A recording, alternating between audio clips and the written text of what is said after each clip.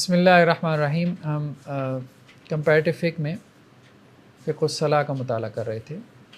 کتاب الصلاح کا کتاب الصلاح جو ہے وہ اس میں کافی طویل ترین کتاب ہے، یعنی چیپٹر ہے. خیر بہرحال جی صلاۃ الجماع، جماعت کی نماز کے احکامات. سب سے پہلے جو ہے وہ جماعت کی نماز کی فضیلت کے حوالے سے تو یہ کہتے ہیں جی جو اس کا حکم ہے نا وہ کیا ہے، سنت موقدہ ہے. یہ ویسے میجورٹی کی رائے ہے، سب اس کو سنت موقدہ نہیں کہتے، ٹھیک ہے. احناف کے نزدیک یہ سنت موقدہ ہے، حنابلہ کے نزدیک فرض عین ہے. حنابلہ کے نزدیک یہ فرض عین ہے، شوافی کے نزدیک فرض کفایہ ہے. احناف میں عام طور پہ رائے سنت موقدہ کی. مالکیہ کا بھی میرے ذہن میں نہیں ہے، غالباً ان کے ہاں بھی رجحان سنت کا ہی ہے.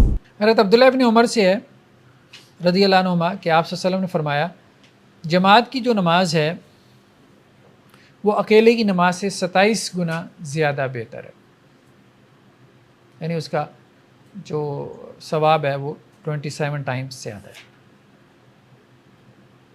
حضرت ابو ہریرہ سے ہے کہ آدمی کی نماز جماعت کے ساتھ 27 یا 25 گنا زیادہ ثواب رکھتی ہے بنسبت اس کی اس نماز کے جو وہ گھر میں پڑھتا ہے یا اپنی بازار میں پڑھتا ہے. کیونکہ حدیث میں آتا ہے کہ جب بندے نے وضو کیا، اچھے سے وضو کیا، پھر وہ مسجد کی طرف گیا اور صرف نماز پڑھنے کے لیے گیا مسجد، ٹھیک ہے، چندہ بندہ مانگنے کے لیے نہیں گیا اور بھی تو ہو سکتے ہیں نا مطلب اس کے، ٹھیک ہے. تو جب وہ ایک قدم جو ہے وہ بھرتا ہے یا ایک قدم رکھتا ہے تو اس کا ایک درجہ بلند کر دیا جاتا ہے. یعنی مسجد کی طرف جو اس کا قدم بڑھتا ہے تو ہر قدم پہ اوپر اس کا ایک درجہ بلند ہوتا ہے اور ایک گناہ معاف ہوتا ہے. درجہ ظاہری بات ہے آخرت میں درجات کے اعتبار سے انسانوں کو ٹریٹ کیا جائے گا نا. نہیں، جنت کا درجہ تو بات نہیں ہو رہی، انسانوں میں بھی تو درجات ہیں نا. جیسے قرآن کہتا ہے صحابہ کے بارے میں کہ وہ کیا ہیں، ان کے درجات ہیں، ان میں بھی گریڈز ہیں. تو سب ایک گریڈ میں تو نہیں ہوں گے نا. ٹھیک ہے، بڑے بڑے grade A B C D ہے، لیکن کیا B کے اندر آگے نہیں ہے؟ آگے بھی بہت سے گریڈز ہیں. ایک ایک نمبر سے فرق پڑے گا، ٹھیک ہے، پوائنٹ سے فرق پڑے گا، ٹھیک ہے. تو یہ ہاں انسانوں کے گریڈز، تو آخر میں گریڈیشن ہوگی نا. جب رزلٹ آئے گا، رزلٹ کا مطلب ہی یہی ہے. تو جب بندہ نماز پڑھ لیتا ہے تو فرشتے اس کے لیے دعا کرتے رہتے ہیں جب تک کہ وہ اپنی نماز والی جگہ میں بیٹھا رہتا ہے. یعنی نماز پڑھ کے اسی جگہ بیٹھا رہا، جتنی دیر بیٹھا رہا تو فرشتے اس کے لیے دعا کرتے ہیں جب تک کہ وہ بے وضو نہ ہو جائے. اور کیا دعا کرتے ہیں؟ اللہم صلی علیہ اللہم ارحم، یا اللہ اس پہ رحمت نازل فرما، اس کے ساتھ شفقت والا معاملہ فرما. اور جب تک بندہ نماز کے انتظار میں رہتا ہے تو اسے نماز کا ثواب ملتا رہتا ہے. یعنی جلدی پہنچ گیا اگر مسجد میں 10-15 منٹ پہلے، ویسے ہی جا کے بیٹھ گیا صرف نماز کے انتظار میں، کچھ پڑھ بھی نہیں رہا تو اسے نماز کا ثواب ملے گا. اور نماز کے بعد بیٹھا رہے گا تو فرشتوں کی دعا ملتی رہے گی. اور خود نماز کا عمل تو خیر بہت ہی فضیلت والا ہوگا. تو نماز سے پہلے اور نماز کے بعد بیٹھنا بہت فضیلت والی بات ہے. انہی سے روایت ہے، یعنی حضرت ابو ہریرہ سے، کہ ایک نابینا شخص اللہ کے رسول صلی اللہ علیہ وسلم کے پاس آئے، ابن ام مکتوم. تو انہوں نے کہا اللہ کے رسول صلی اللہ علیہ وسلم میرا کوئی قائد نہیں ہے، مطلب کوئی لیڈ کرنے والا، کوئی رہنما جو مجھے مسجد میں لا سکے. تو اللہ کے رسول صلی اللہ علیہ وسلم سے انہوں نے اجازت چاہی کہ مجھے گھر میں نماز پڑھنے کی اجازت دیں. تو آپ صلی اللہ علیہ وسلم نے انہیں رخصت دے دی. جب وہ پیٹھ پھیر کے واپس چلے گئے تو اللہ کے رسول نے پیچھے سے پکارا اور پھر کہا حل تسمع النداء، اذان کی آواز آتی ہے؟ تو انہوں نے کہا ہاں جی، اذان کی آواز کانوں میں پڑتی ہے. تو اللہ کے رسول نے کہا فاجب، پھر آپ کیا کریں، مسجد میں آئیں. اس کا جواب سر میں نے کسی کو یہ حدیث بتائی تھی، وہ کہتا میرے کمرے میں تو اذان کی آواز نہیں. اب کیا کہا جا سکتا ہے. خیر بہرحال اذان کی آواز تو آتی ہے. ہاں یہ بہرحال ایک اختلافی مسئلہ ہے کہ جماعت جو ہے نا، پہلی بات یہ ہے کہ جماعت کے بارے میں بھی اختلاف ہو گیا، اختلاف موجود ہے. باقی انسان کی رائے جو مرضی ہو، ٹھیک ہے. تو وہ اس روایت میں کہتے ہیں کہ جی دیکھیں اللہ کے رسول صلی اللہ علیہ وسلم نے پہلے رخصت دی پھر کہا کہ نہیں. تو یہ بیسیکلی انداز یہ تھا کہ بہتر ہے آ جاؤ، رخصت سے فائدہ نہ اٹھاؤ، بہتر ہے آ جاؤ. تو وہ اس کی یوں تعویل کر لیتے ہیں کہ یہ عجب جو ہے یہ وجوب کے معنی میں نہیں ہے بلکہ استحباب کے معنی میں ہے. لیکن جو اس کو واجب کہتے ہیں تو وہ یہاں سے پھر استدلال کرتے ہیں کہ یہ عجب جو ہے وہ وجوب کے معنی میں. عذر بھی ویلڈ تھا. لیکن ایک مسئلہ اور الجھ جاتا ہے کہ بعض اوقات اس سے کم تر جو عذر ہیں ان میں اجازت دے دی. مثال کے طور پہ بارش وغیرہ، کیچڑ بن گیا، وہ آگے روایتیں آ رہی ہیں. رات ٹھنڈی ہے، ٹھنڈک وغیرہ، اس میں اجازت دے دی. ہاں کبھی کبھار کے لیے تھا. یہ بات ٹھیک ہے، یہ بات ٹھیک ہے. آج کے زمانے میں گاڑیاں وغیرہ چلتے ہیں، کوئی نابینا شخص نماز پڑھنے آئے وہ تو پھر گاڑی کے نیچے گئے نہیں. اصل میں پھر وہ یہ نا، ہم نے کہا کہ دیکھیں اس میں دونوں قسم کی آراء موجود ہیں، ٹھیک ہے. بعض وہ کہا گئے ہیں کہ یہ واجب ہے، بعض وہ کہا گئے ہیں کہ نہیں. اللہ کے رسول صلی اللہ علیہ وسلم نے کہا کہ بظاہر حدیث سے یہی بات معلوم ہو رہی ہے کہ گھر قریب تھا، ٹھیک ہے نا، اس وقت لاؤڈ سپیکر نہیں تھا. تو اذان کی آواز کا مطلب یہ ہے کہ گھر قریب تھا، آواز آ رہی تھی. تو اس لیے آپ صلی اللہ علیہ وسلم نے فرمایا کہ نہیں، آپ اس رخصت سے فائدہ نہ اٹھائیں. اگر اذان کی آواز آ رہی ہے تو آپ مسجد میں آئیں، یعنی آپ مطلب اتنا قریب ہیں کہ آپ آ سکتے ہیں. آپ کی جو نتیجہ آپ نے نکالا ہے واجب ہے؟ دیکھیں بات یہ میرے خیال میں نا، اس کو ہم فقہی بحث میں نہ لے کے جائیں. میں نے تو یہ نتیجہ نکالا ہے، اس کو فقہی بحث میں نہ لے کے جائیں. حدیثیں جس طرح سے سمجھ آ رہی ہیں نا، بس اس سے ایک جو کیفیت پیدا ہو رہی ہے نا، بس اس کے اوپر بندہ باقی. بہت ساری جگہوں میں نا ہمیں فقہی قول کی طرف نہیں جانا چاہیے. حدیثیں پڑھیں اور اس کے بعد ایک کیفیت اندر پیدا ہو رہی ہے، بس ٹھیک ہے. وہ کیفیت کیا ہے، بس اس کے مطابق عمل کریں. جو پوچھے اس کو حدیثیں سنا دیں، اس کو حدیثیں سنا دیں بس. وہ جو سینس پیدا ہو رہی ہے، بس وہ جو ایک کیفیت پیدا ہو رہی ہے. حضرت ابو ہریرہ سے روایت ہے کہ اللہ کے رسول صلی اللہ علیہ وسلم نے فرمایا کہ قسم ہے اس ذات کی جس کے ہاتھ میں میری جان ہے کہ میں نے ارادہ کیا کہ میں کسی کو کہوں کہ لکڑیاں جمع کرے، پھر میں حکم دوں کسی شخص کو کہ وہ میری جگہ آ کے امامت کروائے، پھر میں ان لوگوں کے گھروں میں جاؤں، یعنی جو جماعت سے پیچھے رہ جاتے ہیں، اور ان کے گھروں کو جلا دوں. اب جو تو واجب کے وجوب کے قائل ہے نا، وہ یہ کہتے ہیں کہ جی یہاں سے دیکھو اب اس سے بڑھ کے کیا بات ہوگی. اور جو کہتے ہیں سنت، وہ کیا کہتے ہیں؟ وہ کہتے ہیں جلایا تو نہیں، ٹھیک ہے، جلایا نہیں ہے. تو اس کا مطلب یہ ہے کہ ارادہ کیا بس، تو صرف ڈانٹ ڈپٹ کی ہے، وہ یہ کہتے ہیں. تو وہ یہی کہتے ہیں کہ مستقل طور پہ جو ہے وہ نہیں. اصل مسئلہ یہ بھی ایک پیدا ہوا نا کہ اگر آپ اس کو فرض عین کہتے ہیں تو اس کا مطلب یہ ہے کہ جس کی جماعت سے رہ گئی اس کی نماز ہی نہیں ہوئی، ٹھیک ہے، جس کی جماعت سے رہ گئی اس کی نماز ہی نہیں ہوئی. تو اگر آپ اس کو فرض عین نہیں کہتے تو اس کا مطلب ہے کہ نماز ہو جاتی ہے. آپ یہ کہہ سکتے ہیں ثواب تو ظاہری بات ہے اس کا کم ہے، اس میں تو کوئی شک نہیں، ثواب تو کم ہے. تو جو لوگ یہ کہتے ہیں نا کہ فرض عین ہے، پھر ان کے نزدیک نماز نہیں ہوتی، اس کی اکیلے کی نماز نہیں ہوتی. جی ہاں، کرے گا تو پورا ہوگا. ہاں تو ہاں امام شافعی نے کہا کہ فرض کفایہ ہے. وہ انہوں نے کہا کہ جی چلیں جماعت ہو گئی ہے محلے میں تو فرض ادا ہو گیا. فرض کفایہ کا کانسیپٹ یہی ہے نا. اب اگر آپ کی رہ بھی گئی ہے تو کوئی حرج نہیں، آپ اکیلے میں پڑھ لیں، ٹھیک ہے. نہیں مردوں کے لیے. تو حنابلہ میں موقف ہے فرض عین کا، شوافی میں فرض کفایہ کا، احناف میں سنت موقدہ کا.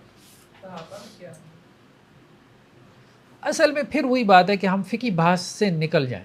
یہ تو جو انہوں نے استعمال کی بات نکل کر صحابہ پر آ گیا ان کے کیا بات پھر وہی ہے نا کہ کیا ہم فقہی زبان میں سمجھنا چاہتے ہیں یا ہم ان کے عمل سے سمجھنا چاہتے ہیں. اگر عمل سے سمجھنا چاہتے ہیں تو وہ حدیثیں آگے آ رہی ہیں. ہاں بالکل آ رہی ہیں.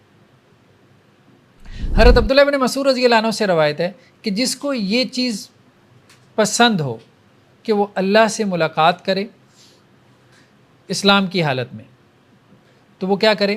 اپنی نمازوں کی حفاظت کرے. کہاں؟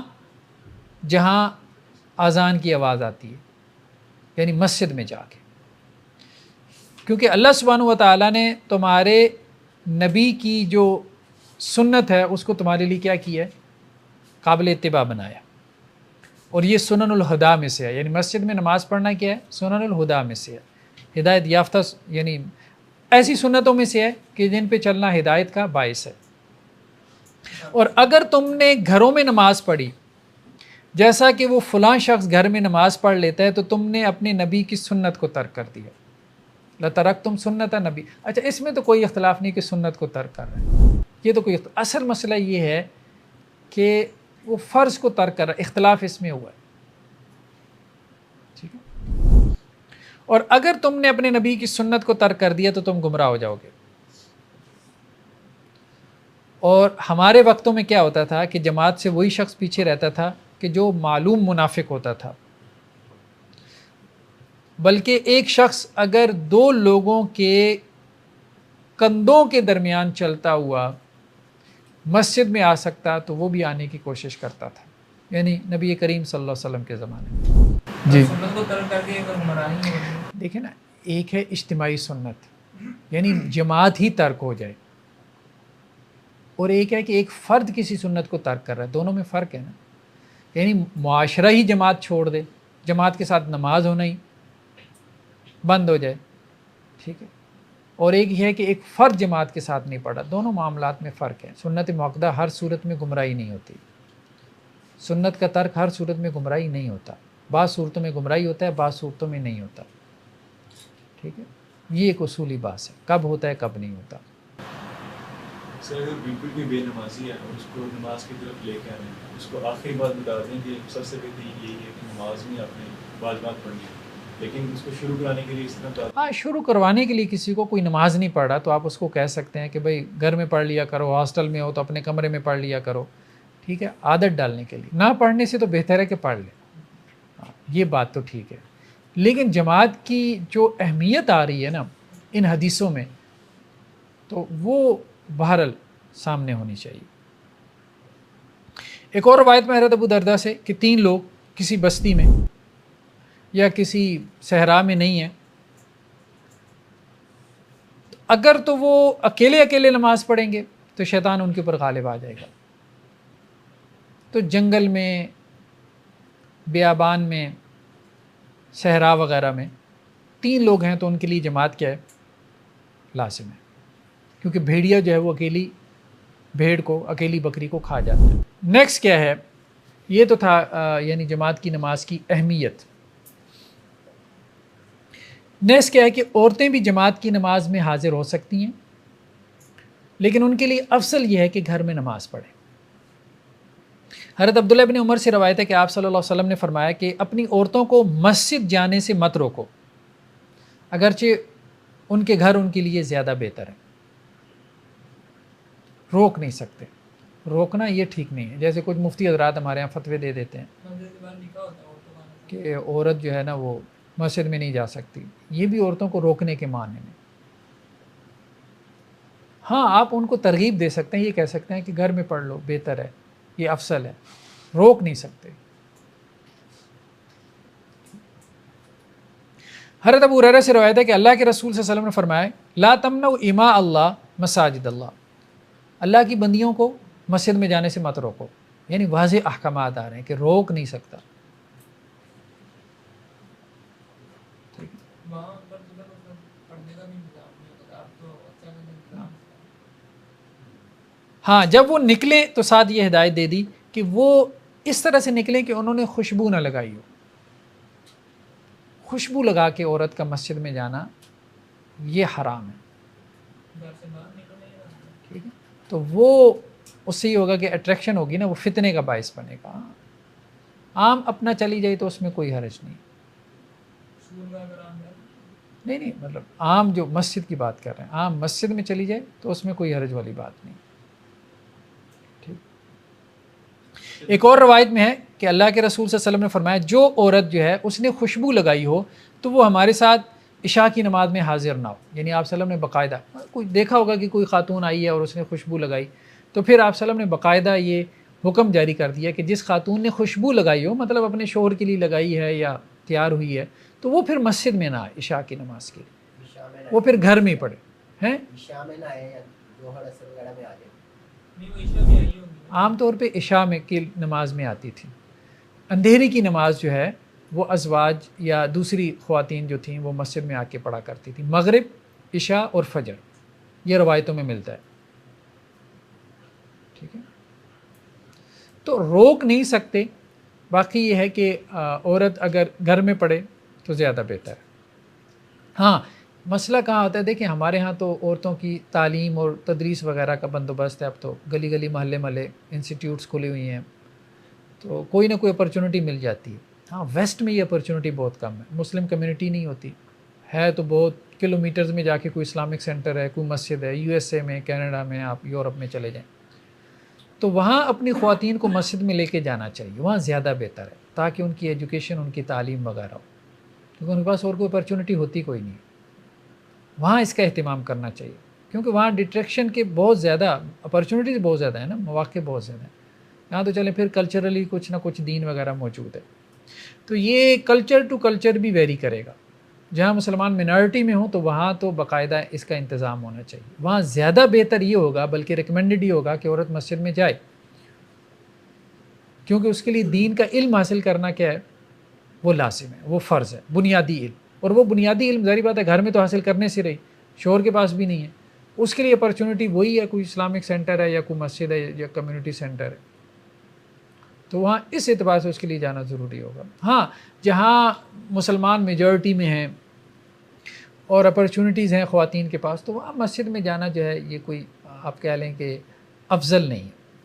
सर जैसे बाहर निकले होते हैं मार्केट में, यदि वैसे तो अज़ान का वक्त होता है तो मर्द हज़रात तो चले जाते हैं ना मस्जिद में नमाज़ पढ़ने, तो ख़वातीन जो है वो क्या करें। अब जो हमारी प्रैक्टिस है कि अगर तो जमात का टाइम हो गया ना, मियाँ ने तो जाना ही है मस्जिद में, तो फिर मुझे भी साथ ले जाते हैं। तो लाइक इससे अहले हदीस मसाजिद है उनमें तो वेलकम करते हैं, उनमें कोई लग नहीं रहा होता कि कोई वो आपको वेलकम करते हैं, आपको बता देते हैं कि आप इस तरफ चले जाके नमाज़ पढ़ें। लेकिन किसी और मस्जिद में जाते हैं तो वो तो उन परेशान हो जाते हैं कि ये क्या खातून आ गई है और सारे वो मुड़ मुड़ के देखना। हाँ, ये बात है, फिर वहाँ ना जाए जहाँ लोग परेशान हों, तो वहाँ बंदा ना जाए। उसमें चले जाए मतलब अलाउड है, लेकिन हम उस पर बात करेंगे एक और रवायत के तहत अलाउड है।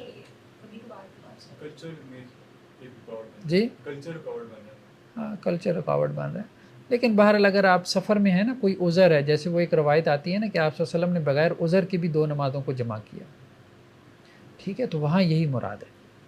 वहाँ उज़र से मुराद क्या है, यानी सफ़र के अलावा कोई उज़र, तो ये भी एक उज़र है ना। अब मार्केट में निकले हैं, एक बंदा थका हुआ है, वो घर जाके उसको पता है कि वो नहीं पढ़ पाएगा नमाज, तो वो तो फिर अजीब सिचुएशन होती है ना।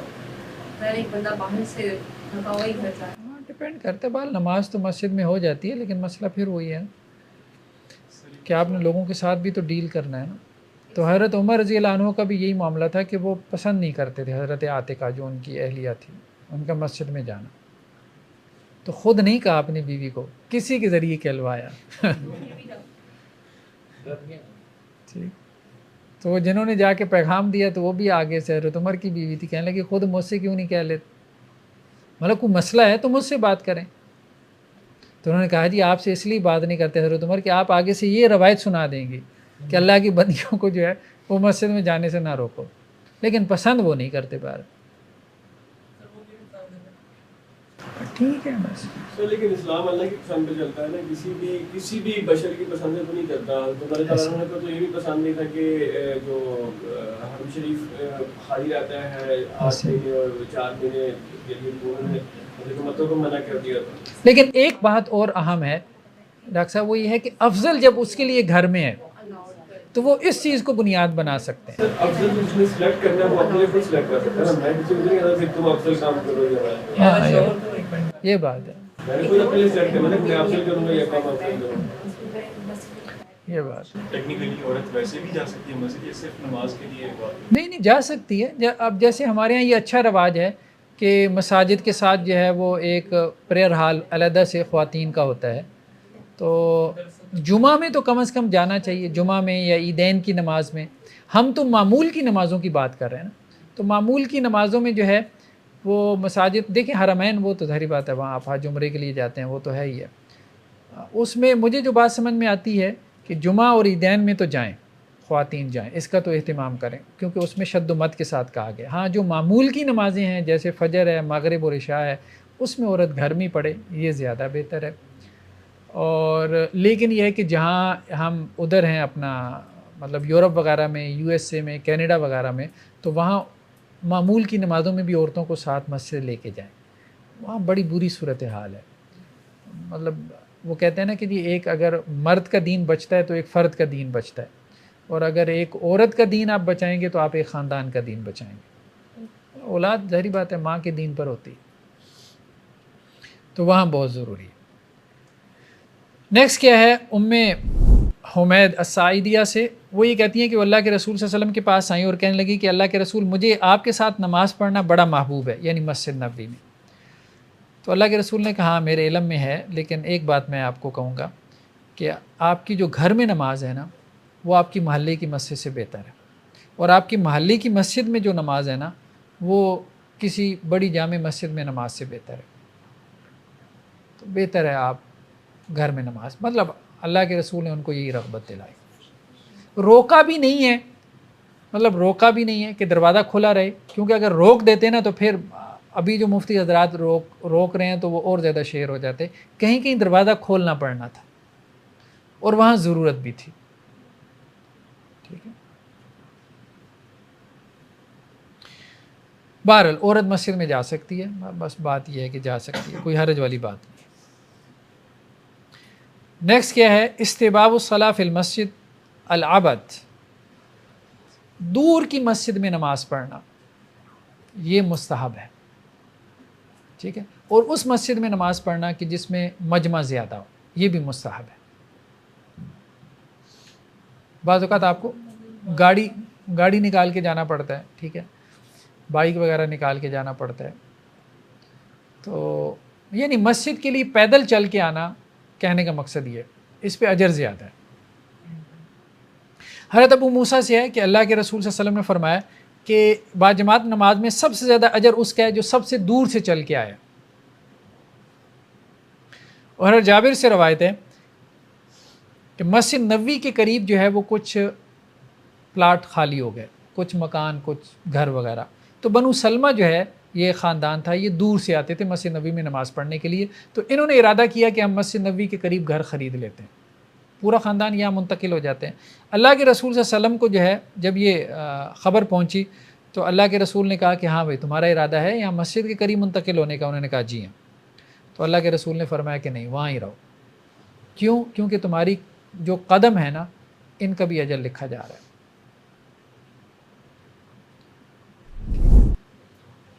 کہنے کا مقصد یہ ہے کہ اتنی بڑی بات ہے مسجد میں نماز پڑھنے کے لیے پیدل چل کے آنا, کہ اس کے لیے اللہ کے رسول نے کہا کہ اگر دور سے آ رہے ہو نا, اگر یہ مشقت اٹھا سکتے ہو تو اس کا اجر بہت بڑا ہے, اس کو ضائع نہ کرو, اس اجر کو ضائع نہ کرو مسجد کے قریب آ کے. سواری پہ آئیں گے تو وہ نہیں ملے گا؟ نہیں وہ بھی ملے گا, ظاہری بات ہے, تردد تو بڑھ جاتا ہے انسان کا, مشقت اور تردد بڑھ جاتا ہے. سواری میں ہر قدم پر کہتے جی ہر کلومیٹر پر مل جائے. آپ ہر پہیے کے حساب سے کر لیں نا. ہاں جی جی جی, اللہ کے یہاں اجر کی کمی نہیں ہے.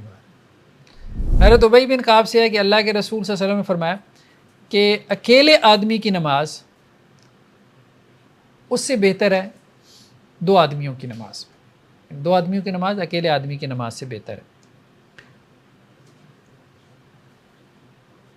اور تین آدمیوں کی نماز دو آدمیوں کی نماز سے بہتر ہے. اور جتنے زیادہ لوگ ہوں گے اللہ کو وہ جماعت اتنی زیادہ محبوب ہوگی, تو اس سے بھی ثواب بڑھ جاتا ہے.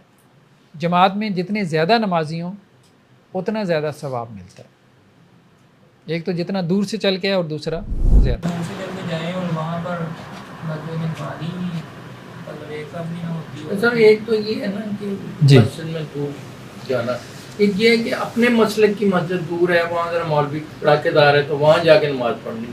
چلیں اگر اس کو سکون اور اطمینان ملتا ہے. دیکھیں خشوع اور خضوع کی کیفیت یہ بھی نماز میں مطلوب ہے نا.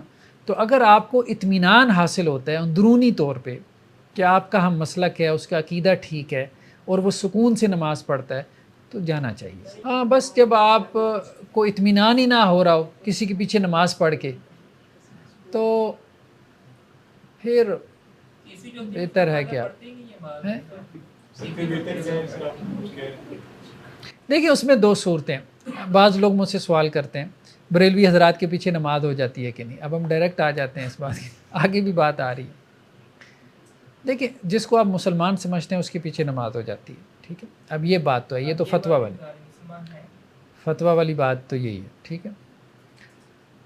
دوسری بات یہ ہے کہ ایک انسان کے اندر کی کیفیت ہوتی ہے. اب ظاہری بات ہے اس کے اوپر انسان کا اپنا اختیار نہیں ہوتا. اب ایک بریلوی کے پیچھے جو ہے وہ آپ جا کے نماز پڑھتے ہیں، آپ کو کسی نے فتویٰ بھی دے دیا، اب آپ نے کبھی اس کے جمعے کا خطبہ سن لیا، جو بھی وہ خرافات وغیرہ آپ نے، اس کے بعد آپ کا دل کھٹا ہو جاتا ہے اور مشکل ہو جاتا ہے. اب اس میں ایک صورت تو یہ ہے کہ آپ وہاں جا کے پڑھتے رہیں، قانونی طور پہ تو نماز ہو جائے گی، لیکن نماز میں وہ اطمینان اور سکون جو مطلوب ہوتا ہے نا وہ حاصل نہیں ہوتا، تو اس لیے نماز کا مقصد فوت ہو جاتا ہے. دوسری صورت یہ ہے کہ آپ اپنی جگہ پہ جماعت کروانا شروع کر دیں، اپنے گھر میں، اپنے آفس میں، اپنے ڈیرے پہ، ٹھیک ہے، لیکن جماعت کروائیں. تو 4 لوگ جو بھی ہیں جماعت کروائیں، اکیلے نہ پڑھیں.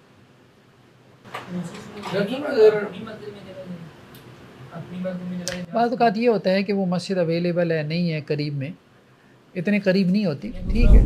استباب السعی الی المسجد بالسکینہ. اچھا مسجد کی طرف جب جانا ہے تو سکون کے ساتھ جانا ہے. حضرت ابو قتادہ سے ہے کہ ہم اللہ کے نبی صلی اللہ علیہ وسلم کے ساتھ نماز پڑھ رہے تھے کہ جب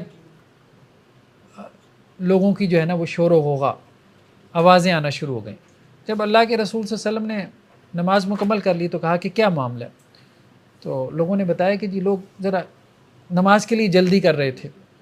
تو اللہ کے رسول نے کہا کہ نہیں ایسا نہیں کرو، جب تم نماز کے لیے آؤ فعلیکم السکینہ، سکون اور اطمینان اور وقار کے ساتھ آؤ. یعنی دوڑ نہ لگا دو نا، جیسے وہ لوگ دیکھتے ہیں نا امام صاحب رکوع میں ہیں دوڑ لگا دیتے ہیں، مطلب ہم نے رکعت جو ہے وہ پانی ہے، تو یہ نہیں کرے، ٹھیک ہے. تو فما ادرکتم فصلوا، جو تم نے امام کے ساتھ پڑھ لی تو ٹھیک ہے وہ تو تم نے پڑھ لی. وما فاتکم فاتموا، اور جو رہ گئی آپ اس کو کیا کرو، مکمل کر لو. بس سکون سے آؤ، جو مل گئی ٹھیک ہے، جماعت کا حصہ مل گیا، جو رہ گیا اس کو پورا کر لو، ٹھیک ہے. اس اتمام کے لفظ سے استدلال کیا بعض علماء نے کہ اتمام کا مطلب کیا ہے کہ اس کو پورا کرنا. تو مطلب یہ ہے کہ جو اس نے امام کے ساتھ پڑھی ہے اس کو وہ اپنی پہلی رکعت کنسیڈر کرے گا، پورا تبھی ہوگی نا. یعنی امام کے ساتھ اگر اس نے چوتھی پڑھی ہے تو امام کی چوتھی ہے اور اس کی کیا ہے، اب اس نے پورا کرنا ہے. یعنی پہلی پڑھ لی، دوسری، تیسری، چوتھی، یعنی اس ترتیب سے وہ پڑھے گا. اب بات سمجھیں، دوسری میں اس نے بیٹھنا ہے نا تو اب وہ بیٹھے گا. ایک روایت میں الفاظ ہیں کہ وہ قضا ادا کرے، جو رہ گئی ہے اس کی کیا کرے، قضا کرے. تو قضا کا مطلب یہ ہوتا ہے کہ اس نے امام کے ساتھ چوتھی پڑھی تو اس کی بھی چوتھی ہے، جو رہ گئی ہے اس کی قضا ہوگی نا. تو وہ پہلی 3 رہی ہیں تو کھڑا ہوگا تو اب وہ پہلی پڑھے گا، پھر دوسری پڑھے گا، پھر تیسری پڑھے گا، چوتھی اس نے امام کے ساتھ پڑھ لی، یہ قضا ہے. اور اتمام کے لفظ دونوں قسم کے فتاویٰ موجود ہیں کہ آپ نے جب جماعت کے ساتھ ملتے ہیں تو بقیہ رکعات کیسی ادا کرنی ہے. تو دونوں قسم کے فتاویٰ موجود ہیں کیونکہ دونوں طرح کے الفاظ ملتے ہیں، قضا کی بھی اور اتمام کی بھی، یعنی دونوں طرح کی گنجائش موجود ہے. پہلے حدیث حضرات کا زیادہ جو ہے وہ رجحان مطلب قضا کی طرف، اتمام کی طرف، اتمام کی طرف. قضا کی حدیث بھی جی. ہے، جو قضا سمجھے گا سر وہ اگر تیسری چوتھی رکعت میں ملا ہے تو پھر اپنی نماز شروع کرے گا، اس کے بعد آگے کنٹینیو کرے گا، تو پھر وہ پہلی رکعت کے بعد قضا نہیں کرے گا، نہیں کرے گا، وہ اس کو پہلی رکعت شمار کرے گا، پھر دوسری میں قضا کرے گا، پھر تیسری میں بیٹھے. جی اختتام کیسے کرے گا؟ 3 رکعتیں رہ گئی نا تو تیسری پڑھ کے اختتام کر دے گا. جی ہاں ظاہری بات ہے کرے گا. قضا کی حدیث سے ہے. ہاں یہی تو کہہ رہے ہیں نا, بعض روایتوں میں قضا کے الفاظ بھی ہیں. جو جس طرح اتمام والی روایتیں ذرا زیادہ صحیح ہیں, مطلب یہ شیخین کی روایتیں نا, جیسے اور بھی روایتیں, جب تم اقامہ کی آواز سنو فمشوا الی الصلاۃ, تو نماز کی طرف چلو, وعلیکم السکینہ والوقار, لیکن سکینت اور وقار کے ساتھ, اور جلدی نہ کرو. تو جو نماز تم پالو وہ تو پڑھ لو, اور جو فوت ہو جائے اس کا اہتمام کر لو. نیکسٹ کیا ہے جی, امام جو ہے وہ تخفیف کرے, امام اپنی نماز کو ہلکا رکھے, جماعت کی نماز کو. حضرت ابو ہریرہ سے روایت ہے کہ آپ صلی اللہ علیہ وسلم نے فرمایا, جب تم میں سے کوئی ایک شخص نماز پڑھائے تو وہ اپنی نماز کو ہلکا رکھے, فلیخفف, ٹھیک ہے.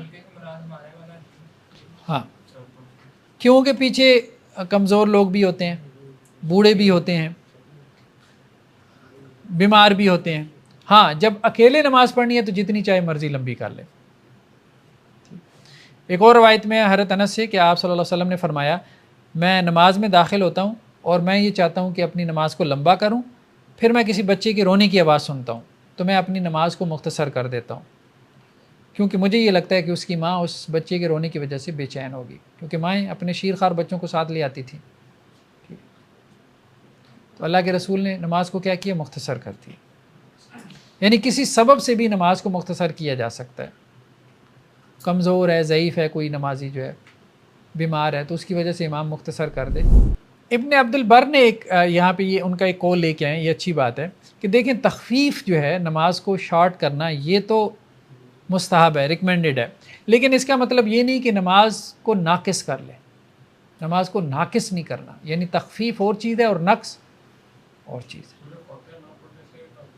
ہاں, مطلب نقص یہ ہے کہ اس کے جو ارکان ہیں وہ صحیح طرح سے ادا نہیں کر رہا, نہ صحیح طرح سے رکوع کیا, نہ صحیح طرح سے سجدہ کیا, کیونکہ اللہ کے رسول صلی اللہ علیہ وسلم کی وہ حدیث ہمارے سامنے سے گزری نا کہ آپ صلی اللہ علیہ وسلم نے ایک شخص کو 3 مرتبہ واپس بھیجا کہ نماز پڑھ, تو نے نماز نہیں پڑھی. تو تمام ارکان کو اعتدال کے ساتھ ادا کریں, ہر رکن کو, اور لمبا کرنے سے مراد یہ ہے کہ قرات لمبی نہ کریں, بس قرات مختصر کریں, شارٹ کرنے سے مراد ہے. سر گھر کے 1-2 کلومیٹر کے ریڈیس میں جتنی مسجدیں ساری ٹرائی کی ہیں تو ہر جگہ بے چینی ہی محسوس ہوتی ہے, یعنی کہ کوئی الفاظ بھی پورے نہیں ہوتے, دھیان میں نہیں کیا لگانا ہے, میں اللہ سے کچھ مانگی ہوں, تو آپ کا فتح موجود ہے کہ فتح خود ہی پڑھ لے. ہاں, جماعت اپنی کروا لے, جماعت شروع کرے. دیکھیں آگے روایتیں بھی آ رہی ہیں کہ میری امت کے لیے کل زمین مسجد بنا دی گئی, زمین کل کی کل مسجد, یہ واضح طور پہ روایتوں کے الفاظ ہیں, ٹھیک ہے. تو کہیں پہ بھی آپ جماعت کروا سکتے ہو. صحابہ کو ایسا عمل ملتا ہے کہ وہ مسجد چھوڑ کے اپنے گھروں میں جماعتیں کرواتے ہیں. ہاں کرواتے تھے, بالکل ملتے. کراتی گھر میں رہتے ہیں, مسجد جانا ہی چھوڑ دیا. نہیں یہ تو نہیں ہے, یہ تو نہیں. یہ فتوے کا پھر مطلب نہ نکال سکتے کہ مسجد چھوڑ کے گھر میں جماعت کرانی پرماننٹلی شروع کر دی. تو کبھی کبھی ہو گیا نا آپ کی جماعت چھٹی کا آپ نے گھر میں کرائی, یہ کیا بات ہے کہ مسجد چھوڑی تو گھر میں شروع کر دی. آپ دیکھیں میرے فتوے کی وجہ سے کوئی نہیں پڑھے گا, لوگ پڑھتے ہی نہیں, اکیلے پڑھ رہے ہیں. مجھے بتائیں آپ کے اہل حدیثوں نے جو فتوے دی ہوئی ہیں وہ تو کہتے ہیں مشرک ہے, مشرک کے پیچھے نماز ہی نہیں ہوتی, وہ تو اکیلے نماز پڑھ رہا ہے. میں تو یہ کہہ رہا ہوں کہ جو اکیلا پڑھا ہے کم از کم جماعت کروا لے. یہ تو اس کے لیے ہے نا جو اکیلا پڑھ رہا تھا, ایک پڑھ رہا ہے جا کے اس کو زبردستی کرتا. نہیں, مسئلہ یہ ہے کہ خشوع, اصل بات یہ ہے کہ خشوع خضوع جو ہے نا, خشوع خضوع میرے نزدیک یہ فرض ہے. میں یہ سمجھتا ہوں کہ نماز کے اندر خشوع خضوع یہ ریکمینڈڈ چیز نہیں ہے, یہ فرض ہے. اگر یہ حاصل نہیں ہوتا تو آپ کو حاصل کرنے کے لیے آخری حد تک جانا ہے. سر میں آپ کا فتویٰ کو مس یوز نہیں کرنا چاہ رہا, مطلب میں واقعی میں ایسا محسوس ہوتا ہے بعض اوقات تو اتنا چڑھ جاتا ہوں کہ نماز کے بعد بددعائیں آتی ہیں دل میں کہ اس کو بددعا دیں. نہیں دیکھیں وہ ظاہری بات ہے کہ مجھے اس اندازہ ہے اس کیفیت کا, مجھے اندازہ ہے کیونکہ میں تو بریلویوں کی مسجد میں جاتا رہا ہوں اور یہی کہتا رہا ہوں کہ بھائی جانا چاہیے, قانونی طور پہ اس میں کوئی حرج والی بات نہیں ہے, لیکن بندہ اندر سے اتنی تنگی محسوس کرتا ہے بعض اوقات, ٹھیک ہے. ایسی خرافات اور ایسی باتیں جب آپ کو, ظاہری بات ہے جب آپ نے دین کا علم پڑھا اور آپ کو پتہ ہو کہ بھائی یہ سب بکواسیات ہے, تو بندہ کتنا بے چین ہو جاتا ہے. یا تو وہاں لڑائی جھگڑا ڈالے گا یا پھر خاموش رہے گا تو اندر سے سڑے گا. تو اس سڑنے سے بہتر ہے کہ وہ علیحدہ ہو جائے. ہاں جس کے پاس دیکھیں علم نہیں ہے اس کے لیے سکون اور اطمینان ہے، جو مرضی ہوتا رہے، وہ تو اس کو کوئی پرواہ نہیں ہوتی. جس کے پاس علم ہے اس کے لیے مشکل ہو جاتا ہے، برداشت کرنا مشکل ہو جاتا ہے. تو جو واقعتاً سمجھ رہے ہیں نا کہ یہ شرک بدعت ہے، جو واقعتاً اس کو دیکھیں ہم کسی کو یہ تو نہیں کہہ سکتے کہ یار تم اس کو شرک بدعت نہ سمجھو. جو واقعتاً سمجھ رہا ہے کہ یہ شرک بدعت ہو رہا ہے، وہ کیسے بیچارہ برداشت کرے گا؟ نہیں کر سکتا، ایکسیپٹ ہی نہیں کر سکتا. اس کو اپنے عقیدے سے کیسے لڑے گا؟ وہ یہاں تو وہ وہاں فساد برپا کرے گا نہیں انل منکر کا کام کر کے. تو ہاں ہم نے بھی یہی کام کیا، درباروں پہ جا کے ہم نے تبلیغ، دادا دربار پہ چلے گئے، ہم اچھی خاصی لڑائی ڈال لی، پولیس آ گئی. جوانی میں ہم نے یہ حرکتیں کی ساری، ٹھیک ہے. وہ ہمارے ساتھ کو پٹھان ساتھی تھے، کہتے یار یہ کیا تبلیغ کر رہے ہیں؟ تبلیغ تو وہاں ہے جہاں شرک کے اڈے ہیں، وہاں جاتے ہیں. ہم نے کہا ٹھیک ہے چلتے ہیں. دادا دربار چلے گئے ہم نے، نماز ہوئی تو کھڑے ہو گئے ہم. سب کچھ اللہ سے ہوتا ہے، اس قبر سے کچھ نہیں ہوتا. نہیں اچھا خاصا مجمع رہا. وہ شروع میں تو لوگ سنتے رہے پتہ نہیں سب کچھ اللہ سے ہوتا ہے، ہم نے شروع میں تو یہی کیا. بعد میں جب یہ کہا کہ صاحب قبر سے کچھ نہیں ہوتا، وہ مجمع لگ گیا سر، پولیس آ گئی، لڑائی جھگڑا شروع ہو گیا. تو کہنے کا مقصد یہ ہے کہ ایکسیپٹنس نہیں ہے. مطلب کسی بریلوی مسجد میں آپ جا کے مطلب بات نہیں کر سکتے آپ کہ آپ غلط کہہ رہے ہو، بہت مشکل ہے. کسی میں بھی نہیں تو بہت مشکل ہے. تو اس لیے بہتر یہ ہے کہ آپ سائڈ پہ الگ ہو کے اپنی جماعت کروانا شروع کر دیں. کوئی حرج والی بات نہیں میرے خیال میں. اس میں اگر آپ کو سکون اور اطمینان کی کیفیت حاصل ہو رہی تو نماز کا مقصد یہ ہے کہ میں صلاۃ علی ذکری، اللہ کے ساتھ ایک تعلق قائم کرنا ہے، احسان کی کیفیت پیدا کرنی ہے. وہ اب وہاں نماز میں حاصل ہی نہیں ہو رہی کہ جی وہ اتنی تیزی سے سورہ فاتحہ پڑھ رہا ہے اور ہمارا یہ ہے کہ جی سورہ فاتحہ بغیر نماز ہی نہیں ہوتی. تو وہ بیچارہ پریشان ہی رہے گا میری نماز ہوئی نہیں ہوئی. اس سے بہتر ہے بھائی علیحدہ سے پڑھ لے. وہ ہم اس طرف نہیں جا رہے کہ اس کے پیچھے نماز نہیں ہوتی. دیکھیں یہ ایک اور ایکسٹریم ہے، ہم اس فتوی کی طرف نہیں جا رہے. ہم اصل میں یہ بات کہہ رہے ہیں کہ نماز کی ایک اسپرٹ ہے، ایک روح ہے، نماز کا ایک مقصد ہے، ایک آبجیکٹیو ہے. وہ آبجیکٹیو حاصل کرنا بہت ضروری ہے، اور وہ ہے اللہ کے ساتھ تعلق کو مضبوط کرنا. بعض اوقات وہ جماعت کا ایک نظام اتنا رسمی بن چکا ہے، ٹھیک ہے، کہ اس رسمی نظام کے اندر جب آپ جاتے ہیں نا تو آپ کو وہ چڑ پیدا ہوتی ہے. جماعت نہیں کروانی دیتی ہے، جماعت علیحدہ نہیں کروانے دیتی. ہاں علیحدہ جماعت بھی نہیں کروانا. کچھ بہتری آئی ہے. شروع کی تو لڑائی ہوگی، وہ تو انہوں نے کہا آپ اس مسجد میں آ ہی نہیں سکتے، آئندہ مت آئیں. تو دیکھیں جو وہاں پڑھ کے جس کو سکون ملتا ہے وہ وہاں پڑھ لے، ٹھیک ہے. پڑھنے کی نہ دیتی، تسکین ہی پوری ہوتی. تو اگر جس کو سکون وہاں پڑھ کے نہیں ملتا تو وہ پھر اپنی الگ جماعت کروا لے، اپنے گھر میں کروا لے، آفس میں کروا لے. میرے خیال میں کوئی حرج نہیں ہے. دیکھیں وہ لوگ عادی ہو گئے نا، عادی ہو گئے. اصل میں ہمارے یہاں زیادہ تر جو ہے نا جو عبادت کا نظام ہے نا یہ رسم کے اوپر چل رہا ہے. کلچر زیادہ ہے ہمارے یہاں، مقاصد جو ہے نا ان کی طرف توجہ کم ہے. مقاصد کی طرف توجہ کم ہے. تو ابن قیم نے یہ بحث کی ہے، اور میرے خیال میں یہ بہت عمدہ بحث انہوں نے کی. انہوں نے کہا نماز کے ارکان میں سے ہے کہ نماز میں خشوع خضوع کا حصول ہو. یہ نماز کے ارکان میں سے، اور ہم نے اس کو نکال دیا، باقی سارے جو ہے وہ اٹھک بیٹھک اس کو ارکان بنا دیا. اب وہ مقصد سارا فوت ہو رہا ہے. نماز وہ کہہ رہے ہیں جی نماز بھی پڑھی جا رہے ہیں اور دنیا کی ہر برائی بھی کی جا رہے ہیں. ان الصلاۃ تنہی عن الفحشاء والمنکر، نماز بھی حیائی سے برائی کے کاموں سے روکتی ہے. تو وہ نماز وہی ہے جو خشوع خضوع والی ہے، احسان والی کیفیت والی نماز ہے. احسان اور خشوع خضوع تو نکل گیا، اب وہ رسم باقی رہ گئی ہے. ٹھیک ہے. وہ کہتے ہیں پٹھان جو ہے وہ نماز بھی نہیں چھوڑتا، بندہ بھی نہیں چھوڑتا. صرف پٹھانوں کی یہ صورت حال نہیں، پنجابیوں کی بھی اب یہی صورت حال ہو چکی ہے، سندھیوں کی بھی، بلوچیوں کی بھی. قتل بھی کیے جا رہے ہیں، پہلی صف میں نمازیں بھی پڑھی جا رہے ہیں. لوگوں کا پیسہ بھی کھائی جا رہے ہیں اور پہلی صف میں نمازیں بھی پڑھی جا رہے ہیں. یہ صورت حال ہے اس وقت. اطالۃ الامام الرکعۃ الاولی، امام جو ہے وہ پہلی رکعت کو لمبا کرے تاکہ زیادہ سے زیادہ لوگ جماعت میں شامل ہو سکیں. یہ بھی ریکمینڈڈ ہے. ٹھیک ہے. حضرت ابو قتادہ سے ہے کہ اللہ کے رسول صلی اللہ علیہ وسلم پہلی رکعت کو لمبا کرتے تھے، اور ہمارا گمان یہ ہے کہ آپ صلی اللہ علیہ وسلم ہمارے لیے ایسا کرتے تھے تاکہ ہم صحابہ زیادہ سے زیادہ جماعت میں شامل ہو جائیں. اور حضرت ابو سعید خدری سے ہے کہ اللہ کے رسول صلی اللہ علیہ وسلم کی نماز کھڑی ہوتی تھی، اور ہم میں سے کوئی بقی میں یعنی ساتھ جو قبرستان ہے مسجد نبوی کے وہاں جاتا تھا، اپنی حاجت پوری کرتا تھا، پھر واپس آ کے وضو کرتا تھا، پھر اللہ کے رسول کے ساتھ جماعت میں شامل ہو جاتا، اور ابھی پہلی رکعت چل رہی ہوتی تھی. ظہر کی نماز یہاں تو ذکر نہیں ہے، لیکن بعض دوسری روایتوں میں ظہر کی نماز کا بھی ذکر ہے۔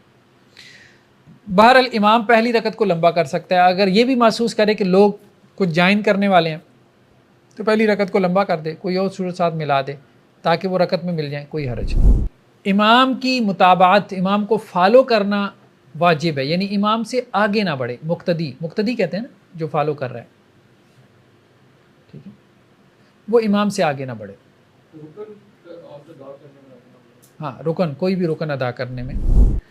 حضرت ابو ہریرہ سے روایت ہے کہ اللہ کے رسول صلی اللہ علیہ وسلم نے فرمایا امام اس لیے بنایا گیا تاکہ اس کی اقتداء کی جائے، تو جب وہ تکبیر کہے تو تم تکبیر کہو، جب وہ رکوع کرے تو تم رکوع کرو، جب وہ سمع اللہ لمن حمدہ کہے تو تم اللہم ربنا لک الحمد کہو، جب وہ سجدہ کرے تم سجدہ کرو، اور جب وہ بیٹھ کے نماز پڑھے تو تم سب بھی بیٹھ کے نماز پڑھو، ٹھیک ہے، یعنی جب وہ تشہد میں بیٹھ جاتا ہے تو تم بھی بیٹھ جاؤ۔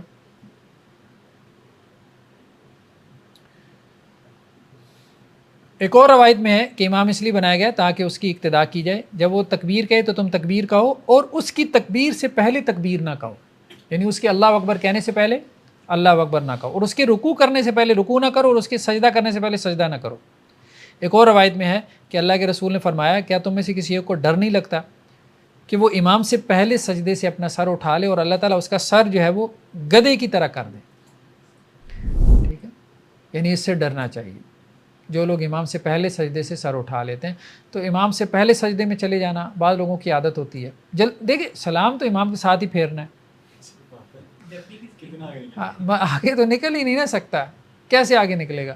تو بہتر ہے یار اتنی جلدی مچانے کی کیا فائدہ ہے؟ ہاں تو پہلے رکوع میں چلے بھی جائیں، پہلے سجدے میں چلے بھی جائیں تو ایک ساتھ ہی نماز سے نکلنا ہے آپ نے، تو اس لیے بہتر ہے صبر سے اس کے پیچھے پیچھے رہیں۔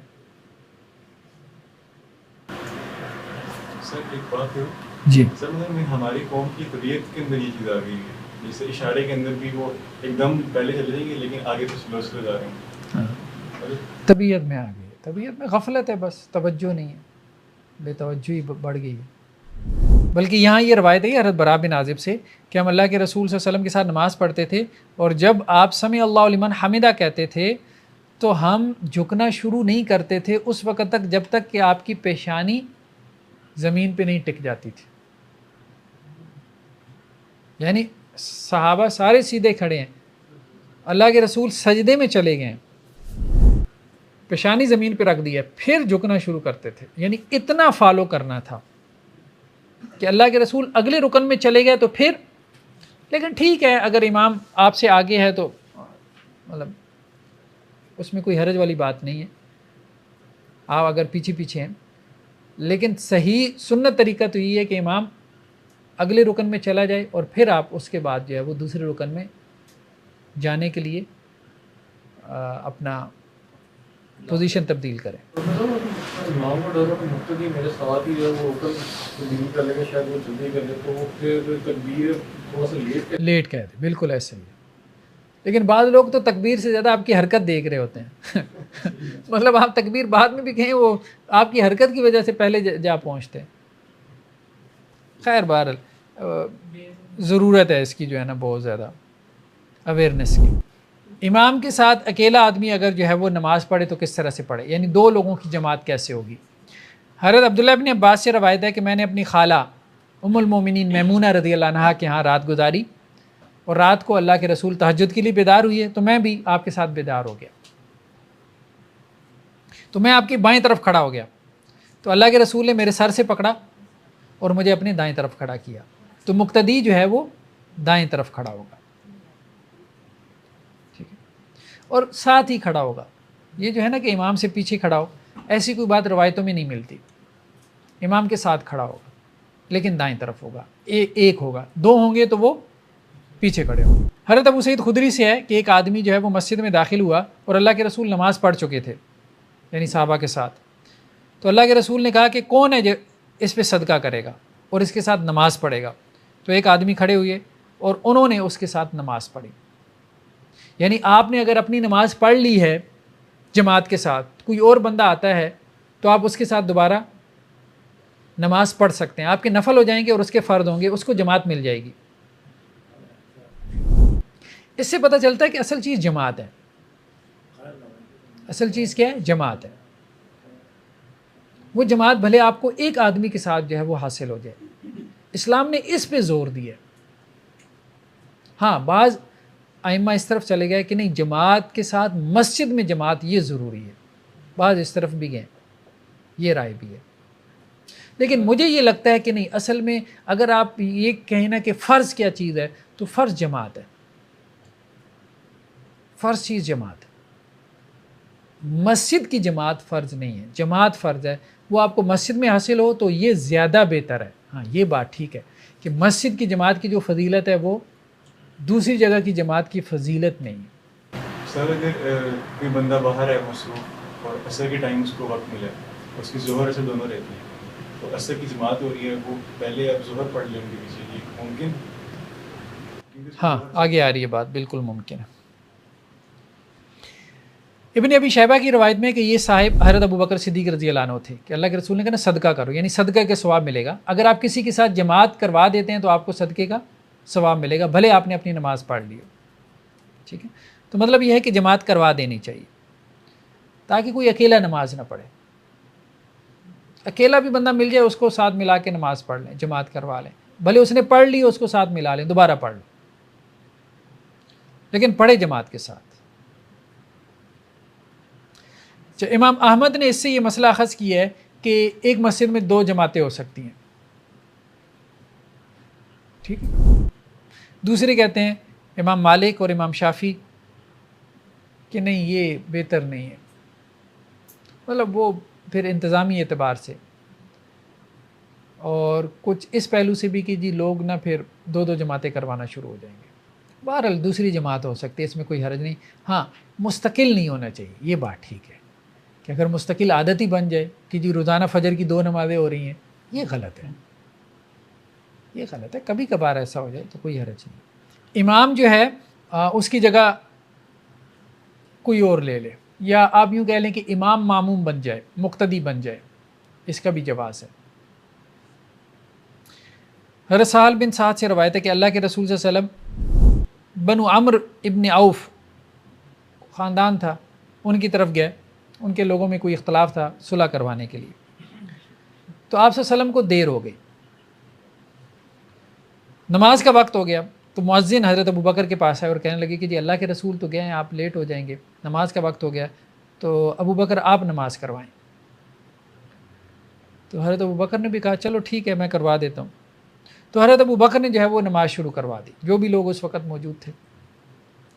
اسی دوران میں اللہ کے رسول صلی اللہ علیہ وسلم آ گئے.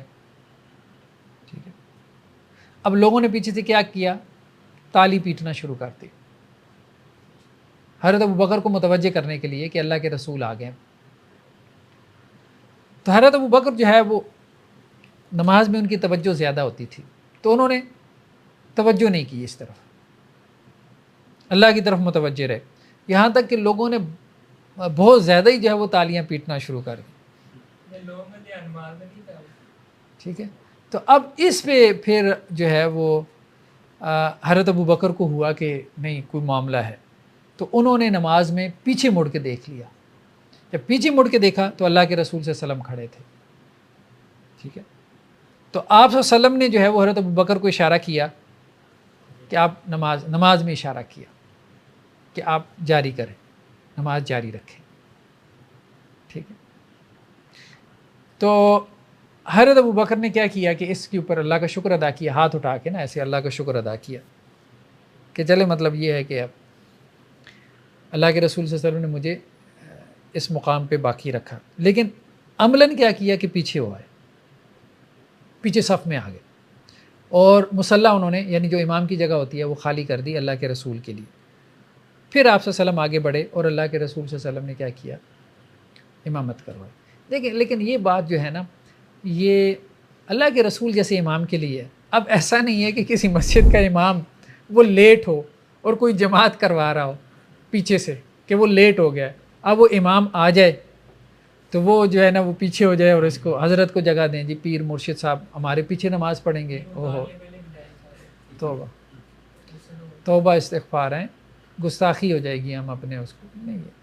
اللہ کے رسول صلی اللہ علیہ وسلم کا مقام مرتبہ اپنی جگہ، بلکہ اللہ کے رسول نے تو حضرت ابو بکر کو بھی یہی کہا نا کہ آپ جاری رکھیں، وہ تو ان کا دل نہیں مانا نا، تو آپ صلی اللہ علیہ وسلم نے پوچھا بھی پھر بعد میں کہ ابو بکر کس چیز نے آپ کو منع کیا تھا جب میں نے آپ کو حکم دیا کہ آپ نماز جاری رکھیں؟ تو انہوں نے کہا اللہ کے رسول مجھے یہ اچھا نہیں لگا کہ میں آپ کو نماز کروں۔ پھر اللہ کے رسول نے کہا بھئی کیا معاملہ ہے کہ تم نے اتنی تالیاں کیوں بجائیں؟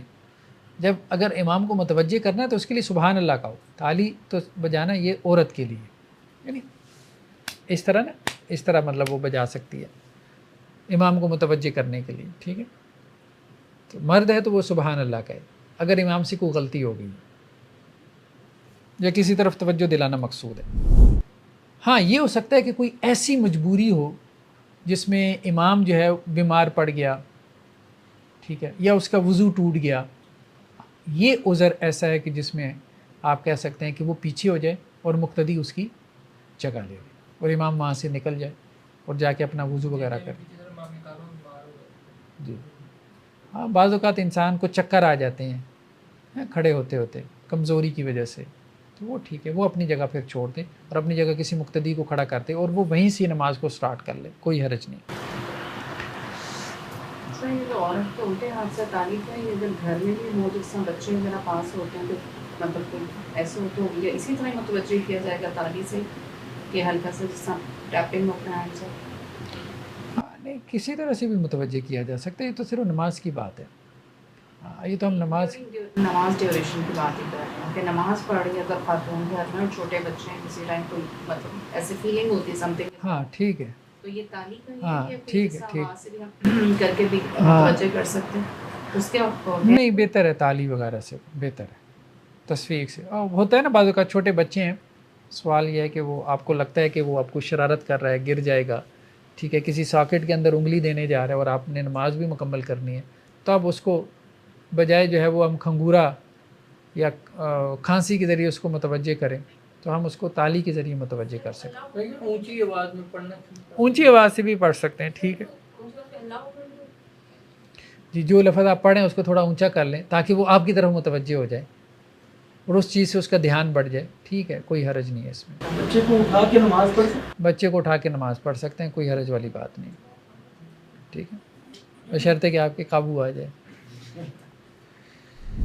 جس نے امام کے ساتھ جو ہے وہ تکبیر تحریمہ پا لی تو ٹھیک ہے، اور جس نے امام کو رکوع کی حالت میں پایا یا سجدے کی حالت میں پایا یا قوما یا تشہد کی حالت میں پایا تو وہ اسی حالت میں جا کے کیا کرے؟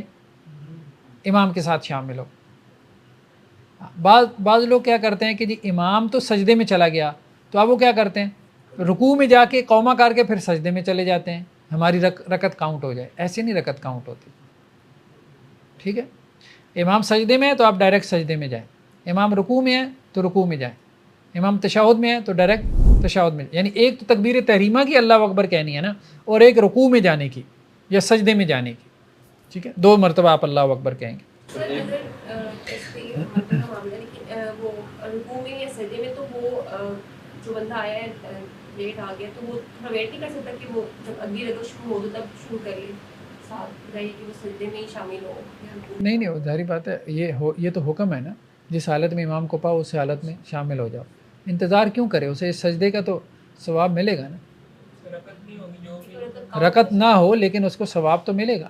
سر آپ نے کیا کہا اگر سجدے میں آئے اور سجدے میں جانے کے لیے 2 دفعہ اللہ اکبر کہے گا؟ ہاں، ایک دفعہ تکبیر تحریمہ کا اللہ اکبر، اور ایک آپ جب کھڑے ہونے سے سجدے میں جاتے ہیں تو آپ اللہ اکبر کہتے ہیں نا، تو وہ بھی کہے گا اللہ اکبر کہہ کے نا، ٹھیک ہے، اور دوسری مرتبہ اللہ اکبر کہہ کے نیچے چلے جائیں۔ اللہ اکبر کہہ کے ہاتھ باندھا، پھر اللہ اکبر کہہ کے پھر سجدے، ہاں پھر سجدے میں چلے جائیں، اور اگر وہ رفع الیدین کی جگہ تو رفع الیدین کر کے جائے۔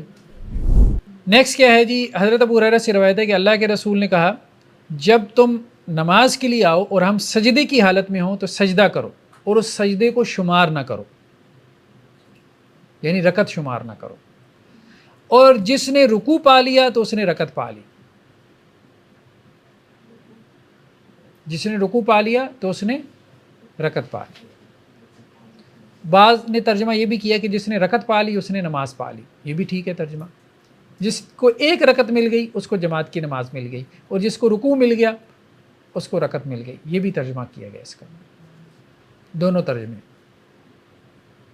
تو سجدے کو شمار نہیں کرنا لیکن رکوع کو آپ شمار کر سکتے ہیں. فائنل بات یہی ہے رکوع مل گئے تو آپ رکعت مل گئی. اختلافی مسئلہ ہے لیکن مجھے یہی بات سمجھ میں آتی ہے کہ رکوع ملنے سے رکعت مل جاتی ہے. ہاں مدرک رکوع کہتے ہیں جس نے رکوع پا لیا، ادراک سے ہے نا. تو جس نے رکوع پا لیا اس نے رکعت پا لی. باجماعت نماز سے پیچھے رہنے کا عذر کیا ہے، یعنی کن عذر کی وجہ سے آپ باجماعت نماز سے پیچھے رہ سکتے ہیں. نمبر 1 ٹھنڈک یا بارش. ٹھنڈک 1 ہے اور بارش 2 ہے. ٹھنڈ کی وجہ سے آپ جماعت کی نماز چھوڑ سکتے ہیں انتہائی سردی کی وجہ سے یا بارش کی وجہ سے. حضرت عبداللہ بن عمر سے ہے اللہ کے نبی صلی اللہ علیہ وسلم سے کہ جو اذان کہنے والا تھا وہ نماز کے لیے اذان کہتا تھا اور یہ کہتا تھا اپنے گھروں پہ نماز پڑھ لو. یعنی باقاعدہ اذان میں یہ الفاظ ہوتے تھے اپنے گھروں پہ نماز پڑھو. کب؟ فی لیلۃ الباردہ، جب رات بہت ٹھنڈی ہوتی تھی یا پھر رات بارش والی ہوتی تھی، اور یہ سفر میں ہوتا تھا. ہر جابر سے ہے کہ ہم اللہ کے رسول صلی اللہ علیہ وسلم کے ساتھ سفر میں ہوتے تھے اور بارش ہو جاتی تھی تو پھر اللہ کے رسول کہتے تھے کہ جو تم میں سے اپنی مقام پہ نماز پڑھنا چاہتا ہے پڑھ لے. سفر میں اور اس کے علاوہ بھی مقیم بھی ہو. لیکن روایتیں جو ظاہری بات ہے جس طرح سے روایت ہے تو اسی طرح سے ہی نقل ہونی ہے نا. روایت میں سفر کا ذکر ہے تو اس کا مطلب ہے سفر کا ذکر ہے. مطلب جو خیمے لگاتے تھے سارے لوگ تو ایک جگہ نہیں، قافلہ ہوتا تھا نا، تو قافلے میں ہر ایک نے اپنا خیمہ لگایا ہوا ہے اپنی سواری کے ساتھ. حضرت عبداللہ بن عباس سے ہے کہ وہ بارش والے دن اپنے مؤذن سے کہتے تھے کہ جب تم یہ کہو اشہد ان محمد رسول اللہ تو اس کے بعد یہ مت کہو حی علی الصلاۃ، بلکہ کیا کہو صلوا فی بیوتکم، گھروں میں نماز پڑھو. تو لوگوں کو یہ بڑا تعجب ہوا کہ یہ کیا بات ہوئی. ٹھیک ہے، تو انہوں نے کہا بھائی تم تعجب کرتے ہو، حالانکہ یہ اس ہستی نے کیا جو مجھ سے بہت بہتر ہے، یعنی اللہ کے نبی صلی اللہ علیہ وسلم. بے شک جماعت یہ عظیمت کا کام ہے، لیکن مجھے یہ ناپسند ہے کہ تم لوگ جو ہے وہ مٹی میں اور کیچڑ میں پیدل چل کے مسجد میں آؤ. ایسی اذان میں حی علی الفلاح کہیں گے؟ جی ایسی اذان میں حی علی الفلاح کہیں گے؟ جب آپ نے ان کو گھر میں نماز پڑھوانی ہے تو پھر کیوں کہیں گے؟ پھر نہیں کہیں گے، پھر کہیں گے صلوا فی بیوتکم. حی علی الصلاح حی علی الفلاح کی جگہ کیا کہیں گے؟ صلوا فی بیوتکم، 4 دفعہ. اپنے گھروں میں نماز پڑھو، گھروں میں نماز پڑھو. لیکن لوگوں کو پتہ ہی نہیں ہے، وہ ایک دفعہ تو چونک جائیں گے کہ یہ کوئی نیا فرقہ پیدا ہو گیا. خیریت ہے، آپ کی اذان چینج ہو گئی ہے.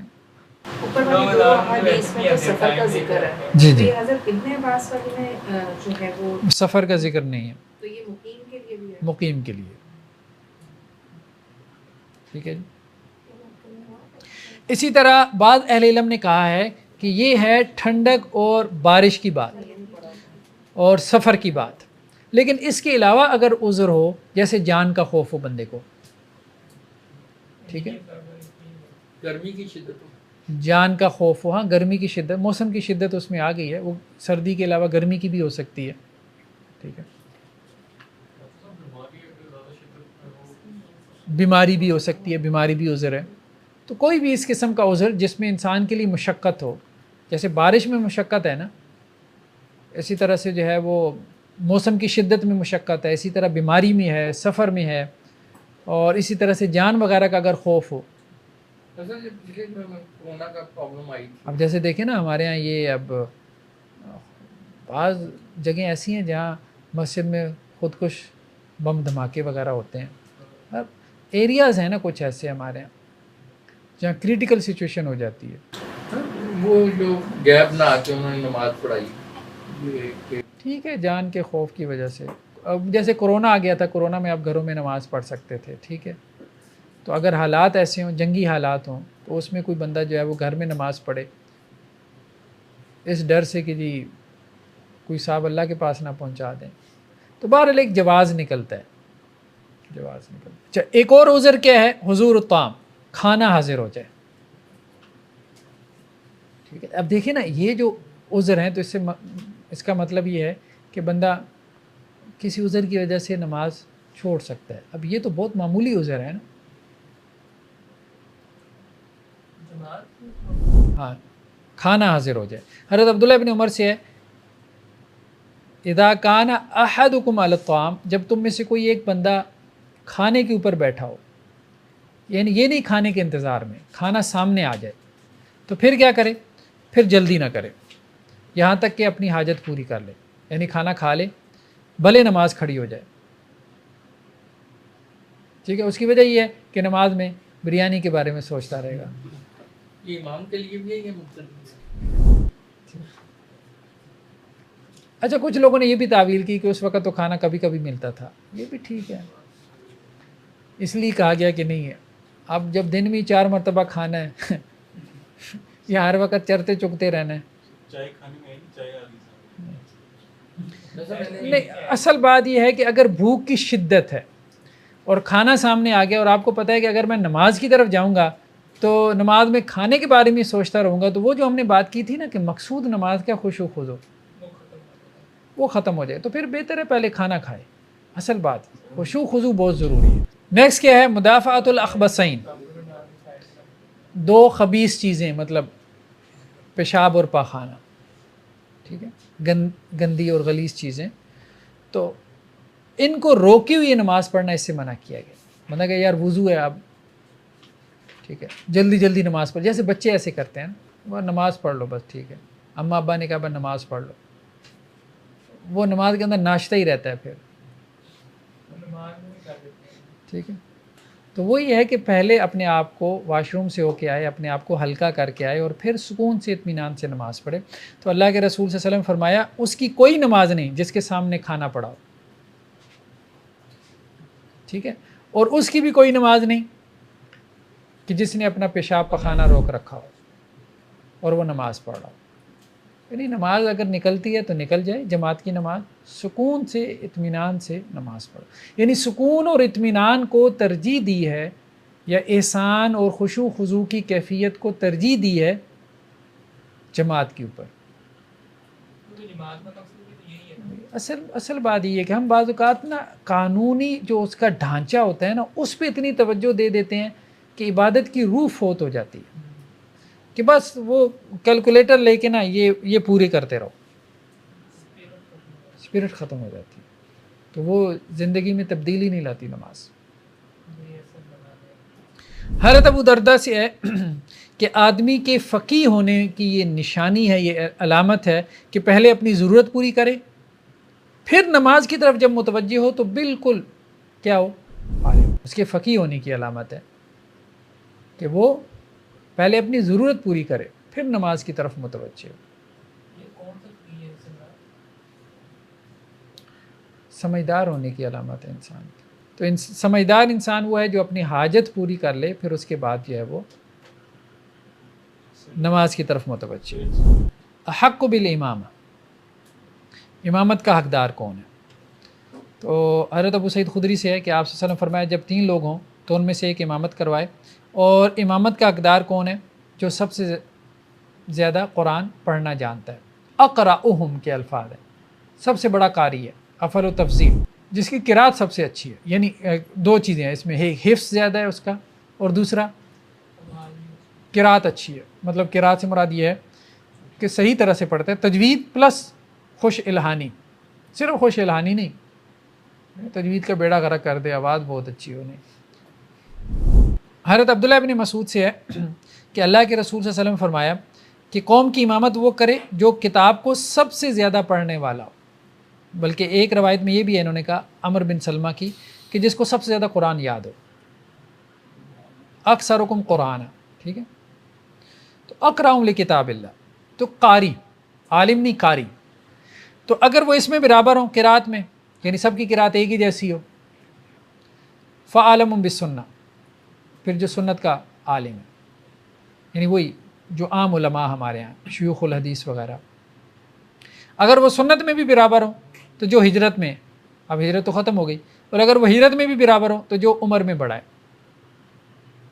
اور کوئی شخص کسی دوسرے شخص کی امامت نہ کروائے اس کی سلطنت میں، اور کوئی شخص کسی کے گھر میں اس کی عزت والی جگہ پہ نہ بیٹھے مگر اس کے اجازت سے. ٹھیک ہے، کسی کے گھر گئے ہیں تو ظاہری بات ہے جو ایک خاص سیٹ اگر اس کی ہے تو اس کی سیٹ پہ نہ بیٹھے. ٹھیک، اور دوسرا یہ ہے کہ کسی کے گھر میں اگر جماعت کروانی ہے، دعوت وغیرہ ہوئی اور پھر وہاں ہی جماعت کروا لی. ٹھیک ہے، صحابہ میں یہ تھا کہ کہیں دعوت وغیرہ ہوتی تھی تو وہیں گھر پہ ہی جماعت کروا لیتے تھے. تو وہ جماعت وغیرہ اگر کروا لی تو پھر وہ اب جو مہمان ہے وہ آگے نہ کھڑا ہو جائے نا مصلی پہ. ٹھیک ہے، میزبان کی اجازت کے بغیر، کیونکہ میزبان سب سے زیادہ حقدار ہے امامت کا، وہ اپنے گھر کا امام ہے نا، تو اس کے گھر کی امامت میں اس کی نماز کی امامت بھی شامل ہے. جو پہلے کنڈیشن گزری ہیں وہ یہاں نہیں لاگو ہوتی، کسی کی سلطنت میں یہاں نہیں لاگو ہوتی. وہ تو مسجد کے لیے تھی، پبلک پلیسز کے لیے. جب آپ کسی کی سلطنت میں داخل ہو گئے تو اب وہاں کا امام وہی ہے جو وہاں کا امام ہے. صرف ایک قاری بہتر ہے لیکن اس کو قرآن سمجھ نہیں آتا کچھ بھی، اور دوسرا ایک انسان ہے اس کو عربی وغیرہ آتی ہے لیکن اس کی قرأت اچھی نہیں ہے. نہیں، جس کی قرأت اچھی ہے وہ. ٹھیک ہے، ہماری مساجد میں سر عمومی طور پہ حنفی مساجد کی میں بات کر رہا ہوں، ان میں علماء جو ہوتے ہیں وہ امام ہوتے ہیں، جو دوسرے قاری یا مؤذن ہوتے ہیں وہ نائب امام. ہمیں بہتر یہ ہوگا کہ مؤذن یا وہ قاری یا ان کو امامت دی جائے. قاری صاحب کو امام. حضرت ابو ہریرہ سے روایت ہے کہ کسی آدمی کے لیے جو اللہ اور آخرت پہ ایمان رکھتا ہے یہ جائز نہیں ہے کہ وہ کسی قوم کی امامت کروائے بغیر ان کی اجازت کے. یعنی اگر مقتدی پسند ہی نہیں آپ کو کرتے اور آپ زبردستی کے امام بنے بیٹھے ہو تو اس کو پسند نہیں کیا گیا. ہمارے عام طور پہ یہ ہوتا ہے کوئی بڑا آدمی فوت ہو جائے نا، کوئی بڑا عالم دین، تو اب اس کی نماز جنازہ کے حوالے سے بڑا جھگڑا ہوتا ہے، جی فلاں نے پڑھانی ہے فلاں نے پڑھانی ہے.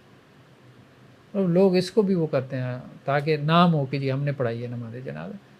نکل جانا چاہیے. اب خاص طور پہ جو لوگ علم سے وابستہ ہیں نا ان کو ایسی حرکتوں سے نکل جانا چاہیے، ورنہ علم بہت بدنام ہوتا ہے، بہت زیادہ بدنام. اور امام جو ہے وہ اپنی دعا میں مقتدیوں کے علاوہ اپنے آپ کو خاص نہ کرے دعا کے لیے. اگر اس نے ایسا کیا تو اس نے خیانت کی. بعض اوقات امام یہ ہوتا ہے نا اپنے لیے دعائیں کرتا رہتا ہے، یا اللہ مجھے بخش دے، مجھے جنت میں لے جا. ہاں یار جو پیچھے 50 بیٹھے ہیں وہ تیرے لیے آمین کہتے رہے، کچھ ان کے لیے بھی مانگ لو.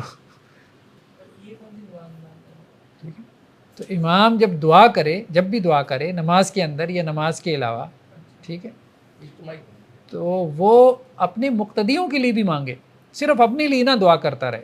تشہد میں بھی دعائیں ہیں نا، سجدے میں بھی دعائیں ہیں.